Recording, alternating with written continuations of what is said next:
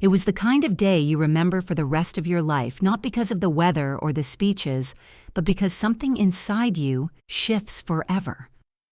The gym was packed, wall to wall, decorated in school colors and echoing with nervous excitement.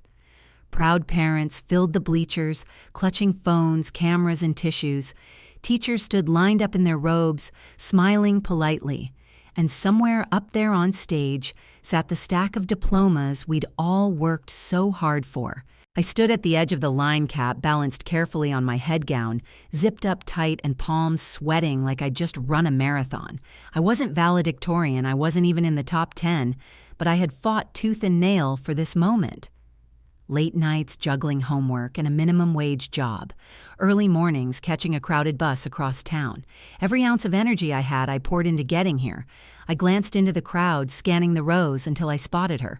My mom. She was sitting by herself, arms crossed, not smiling, not clapping, just staring at me like I'd done something wrong. I tried to push the thought away. This was my day. One I had earned whether she believed it or not. The names started getting called one by one, echoing through the microphone. Cheers erupted as each student stepped onto the stage. Some were met with air horns, others with tears. I took a shaky breath, waiting for mine. Daniel Carter. My legs moved on their own. My chest was tight, but I smiled. I smiled because for the first time in years, I thought maybe, just maybe, I'd finally made her proud. I had no idea what was about to happen next. Growing up, I learned quickly that some people are born with support and others have to build their own scaffolding just to stay upright. Freshman year of high school hit me like a freight train. While my classmates adjusted to lockers and schedules, I was already juggling school with a part-time job at Tony's Pizza. Most nights I didn't get home until after midnight. I'd collapse into bed. Homework still unfinished, alarms set for 5:30 a.m., so I could study before school started. My mom. She didn't notice. Or maybe she did and just didn't care. "You're wasting your time," she'd mutter, barely looking up from the TV. "You think a piece of paper is going to change your life. You're not like those kids." She meant kids with 2 parents, kids with cars, kids whose moms showed up to parent-teacher conferences with baked goods and booster club donations. But I didn't want what they had. I just wanted a shot. She loved comparing me to my older brother, Derek, the golden child. Dropped out of college, but still the pride of her heart because he could fix cars and drink beer with her boyfriend. I wasn't like Derek.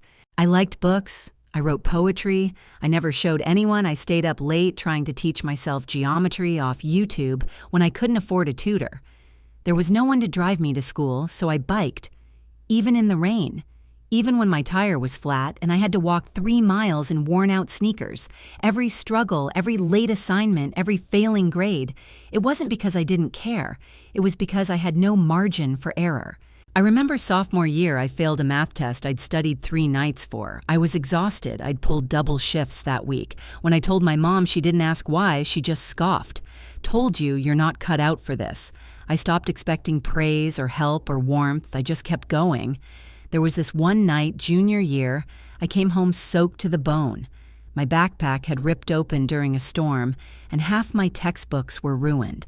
I sat on the floor, peeling soggy pages apart, and thought about quitting, just stopping. But something inside me refused. Not pride, not hope, just stubbornness. I couldn't let her be right. So I kept waking up, kept studying, kept showing up.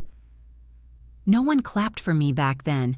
There were no honor rolls or scholarships waiting, just silence broken only by the sound of me turning pages alone at the kitchen table, while my mom argued with her boyfriend in the other room.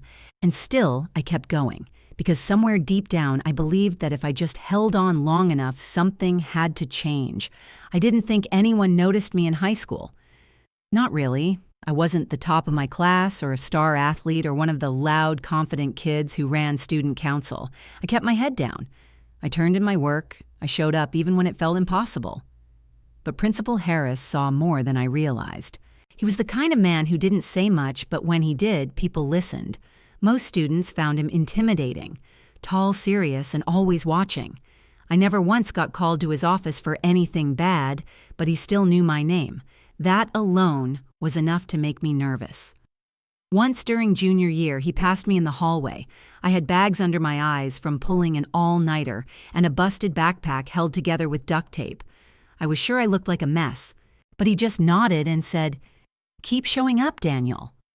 That's what counts. I didn't think much of it.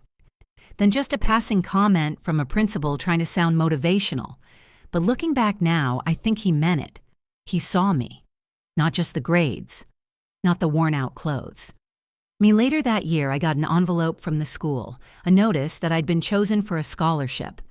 Nothing huge, just enough to cover graduation fees and a few college applications. I never even applied for it. Turns out Principal Harris had quietly nominated me. No speech, no big announcement, just a quiet act of belief. At graduation, I thought he'd forgotten me, like most of the world had. I was wrong. Because when my mom stood up and humiliated me in front of everyone when her voice cut through the ceremony, saying he doesn't deserve that diploma, and the crowd gasped, then laughed in disbelief, Principal Harris did something I'll never forget. He stood, walked calmly to the mic, and said 6 words that changed everything. Actually, Daniel's the reason I'm here. The gym was packed.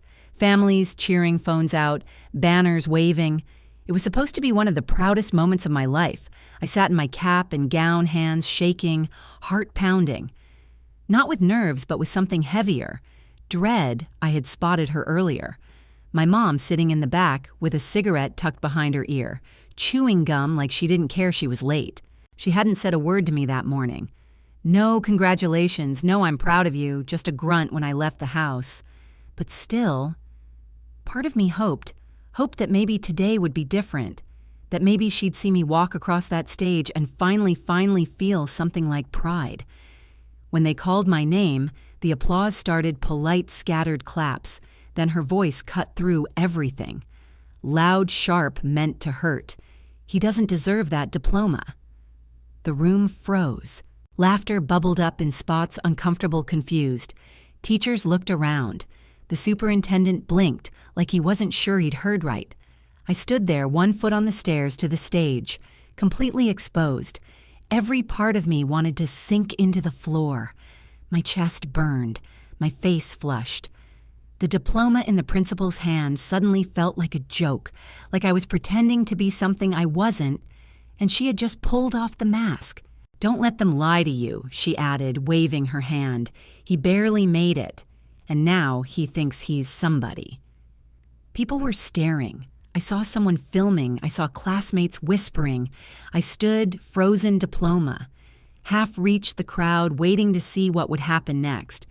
But then, Principal Harris turned to the mic. His expression didn't change. Calm, steady. Like he'd expected this, and what he said next, I'll never forget it. The entire gym went deathly quiet. It felt like the air had been sucked out of the room. My hands were frozen, gripping the edges of the stage, my mind racing. People were still staring at me. Some of them shifted uncomfortably in their seats, unsure of what to do next. I could hear the faint hum of the air conditioning, the only sound in that moment, but it felt so loud, so suffocating. My heart thudded in my chest as I stood there paralyzed. My mom's voice still echoed in my head, her words like daggers cutting deeper than I ever thought possible. She'd humiliated me in front of everyone, and for what? Because I was just trying to graduate, trying to be someone. I glanced around looking for any sign of support. But no one moved. No one spoke. I was alone. A target exposed in front of 100 eyes. My mom's cold smirk was the only thing I could focus on, burning into me like a brand. And then just when I thought I couldn't take another second of the silence, Principal Harris stood up. I wasn't sure if he'd heard her or if he was going to let the whole thing slide. He was a man of few words, and in a moment like this, who knew what he'd do? But he didn't hesitate. He walked calmly to the microphone, his presence commanding the room. There was no urgency in his movements, no frantic rush to fix what had just happened. He was collected like he'd been through moments like this before. He turned to face the crowd, all eyes now on him. I swear time seemed to stretch out as he slowly lifted the mic to his lips. And then, in that stillness, he spoke. His voice, calm and strong, broke the silence. "Actually, Daniel's the reason I'm here?" The words hit me like a wave, knocking me out of my frozen stupor. What did he mean? Why was he saying this now? The room seemed to hold its breath, waiting for the next part of the story. The room was still. Every single person was hanging on to Principal Harris's next words, and I could feel my heart race even faster as I tried to process what he had just said. Daniel's the reason I'm here. It didn't make sense. I wasn't a star student. I wasn't the kid everyone expected to give some grand speech or receive an award. In fact, I thought I'd just barely made it through graduation, but the principal wasn't done. He placed a hand on the podium and continued his voice steady and firm. "What your mother doesn't know, what none of you know is that Daniel here has been carrying more than any teenager should.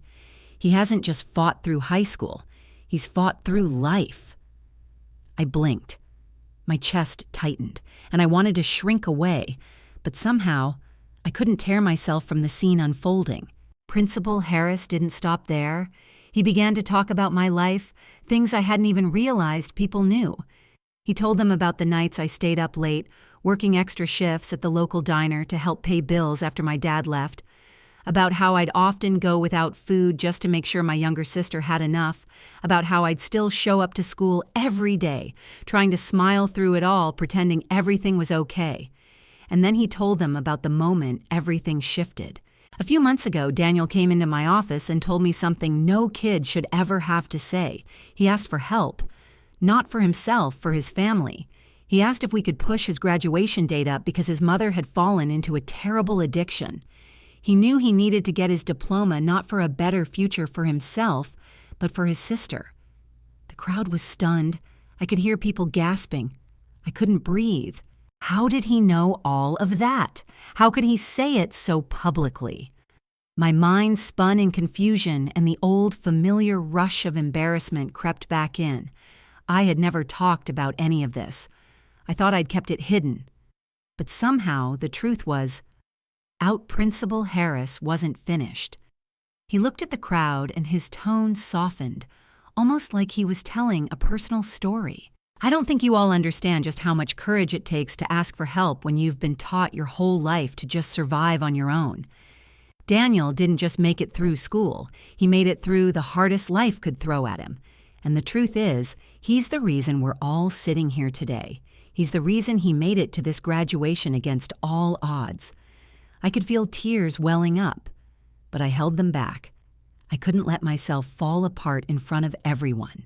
But then the twist hit harder than anything I could have expected. The principal turned toward my mom, who was still sitting in the back of the gym, her face a mask of disbelief. "And that's why, for the first time in all of your life, Daniel deserves to hear the truth from you. He deserves to hear what you've been too afraid to say, because if he's the one who's made it, then maybe you can too." There it was. The unspoken truth. The reason my mom had never been there for me the way I'd needed. The reason she'd let me take on so much responsibility at such a young age, because she was afraid to admit that I'd surpassed her, that I was the one holding everything together while she'd fallen apart. The entire gym fell into an eerie silence. The air felt thick, like we were all waiting for her response, and for a moment I thought she might do what I always expected, yell storm out, make some excuse for her behavior, but instead she stood up. Slowly, her movements were heavy, as if the weight of everything she'd been avoiding was finally crashing down on her, and in that moment she spoke. "I'm sorry." The words were small, barely above a whisper, but they carried a weight I'd never expected. They were raw, vulnerable, and for the first time in my life, they were real. She wasn't just apologizing for not being there. She was apologizing for the years of silence, for the hurt, and for the mistakes she had made. The gym was completely still, the entire audience watching as the woman who had been my biggest critic finally acknowledged the truth. Tears welled in my eyes, But this time, I didn't fight them. I let them fall. It wasn't the apology I had dreamed of. It wasn't perfect, but it was real. And sometimes, that's all you can hope for. The applause started slowly, a few scattered claps, then building as others began to understand. They didn't just applaud the diploma, they were applauding the courage to stand up and face the truth, no matter how difficult it was. And for the first time in years, I felt something I hadn't felt before: hope. Maybe I hadn't been wrong to believe in myself. Maybe, just maybe, things could get better. The applause lasted longer than I had expected. People stood to their feet clapping for a kid they barely knew, but somehow it felt like they were clapping for me for everything I had gone through, for all the battles I'd fought that no one had ever seen. It wasn't the recognition I had imagined. It wasn't from the people I thought would always be there, like my mom. I had spent my whole life chasing the idea that love and recognition should come from family, from the people who shared your blood. But as I stood there with the weight of my diploma in my hands, I realized that the recognition I had always longed for wasn't going to come from my mom or anyone else who was supposed to get it just because we were related. It had come from my own strength. It had come from me standing on that stage, facing the truth of my life and pushing forward despite all the odds stacked against me. The truth is, I never needed my mom's approval to succeed. I had always thought that if I just made it big enough, strong enough, successful enough, maybe she'd finally see me, really see me. But as the applause died down and the reality of that moment settled in, I realized something far more powerful. My worth wasn't determined by anyone else's acknowledgement. It wasn't determined by the blood running through my veins or the people who couldn't see past their own failures. It was in the fact that I made it. I made it on my own, and I didn't need anyone to tell me that I deserved it. I knew it. I had been carrying the weight of the world for so long that the idea of waiting for someone else to validate me felt foolish now. Principal Harris stood by my side, his hand on my shoulder. He didn't say anything, but his presence spoke volumes. His quiet acknowledgement of my struggles, his belief in me when no one else had, was worth more than a lifetime of apologies or recognition from family. He didn't owe me anything, but he was there when I needed him. It was in that moment that I understood the true meaning of recognition. It wasn't about blood, it wasn't about familial ties, and it wasn't about who had the title of mother or father. It was about the people who saw you for who you truly were. The ones who believed in you not because they had to, but because they recognized your value, your strength, your resilience, your capacity to fight for what you deserved, even when the world tried to knock you down. The truth was, the family I had been searching for, the recognition I had been waiting for, wasn't going to come from the people who were supposed to love me unconditionally. Instead, it came from those who were willing to see me, to give me the chance to prove that I wasn't just a product of my circumstances, I was something more. As I walked off that stage, my diploma in hand, I felt lighter than I had in years. My mom's apology was a start, but it wasn't the end. It wasn't a perfect ending, but it was a real one. And sometimes, that's all you need. Not perfection, not validation from the people you've always expected it from, but the realization that you can make it on your own, with or without their approval. I had done it. I had reached the place where I no longer needed anyone else's acknowledgement. I was enough just as I was. And as I looked out over the sea of faces, some unfamiliar, some filled with understanding, I finally understood something profound. Sometimes, recognition doesn't come from blood. It comes from the people who choose to see you, even when you don't think you're worth it. And that, I realized, was enough.